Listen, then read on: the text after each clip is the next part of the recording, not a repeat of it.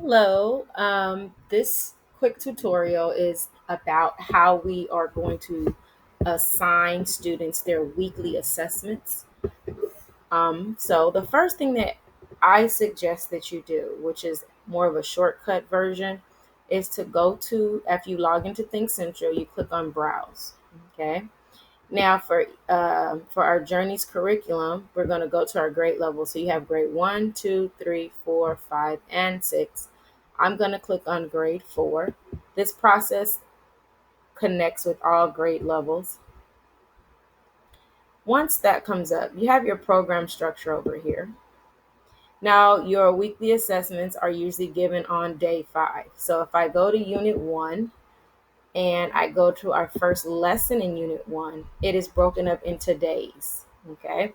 Now, because this is a tutorial on the assessment piece, I am going to go down to day 5.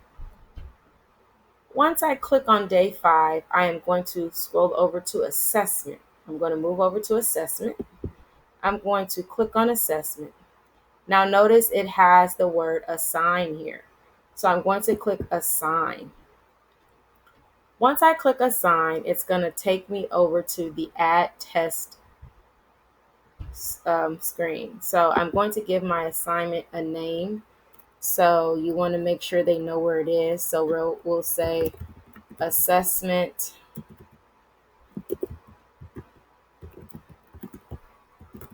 or you can say, let's do this. We can go week 1 assessment. And I believe the story is Because of Winn-Dixie. I like to put the title of the stories because it just helps me when I do my grade book. And then you can give them instructions. Okay. Use your text. Read the questions carefully. Okay. Now you're going to select the class you want to assign. I'm going to do the mock class I put together and select groups. Now, I don't have any groups that I've created just yet. So we're going to pretend this is the whole class. And then I'm going to click add all. Okay.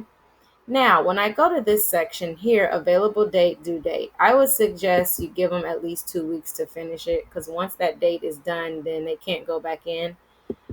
So for those of who may be absent or, some teachers I know, they'll put it all the way to the end of the school year. So you can go ahead and put your date there, okay, for when it's due. It'll be available anytime.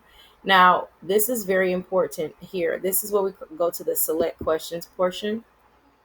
This is where you can modify the assessment. Now, notice all of these check marks tell us that all of these questions will be on the assessment. You have your vocabulary section, comprehension, decoding, and grammar, okay, which comprises of 42 questions. Now, this is where you can go ahead and backwards map. You can look at the question that's going to be asked. So if I looked at question 1, okay, I can drop down and read it and I say, okay, yes, this is something we reviewed. Let's keep that question. Okay, and I can go through that. And then I go to my comprehension piece. I can look at the questions here, the same thing, just click the arrow, read the question. That's something we didn't go over. You can make that decision, or that's something that I didn't get a chance to teach, or I would deselect that section for them to see on their assessment. So you can add questions or deselect questions for them to be assessed on. One thing that I want to draw your attention to is your constructive response essay questions here.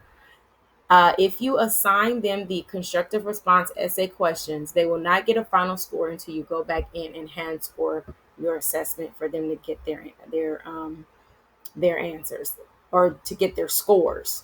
So if you do assign the essay question, you need to go back, hand score it, give them their grade, and then they can see their final scores and so on and so forth.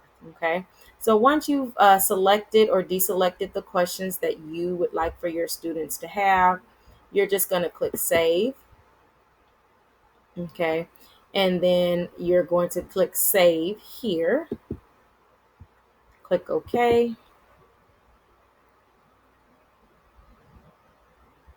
And now the students have been assigned their assessment, and it gives you a list of assessments that you have assigned in the previous weeks. And that's how we assign weekly assessments to our students.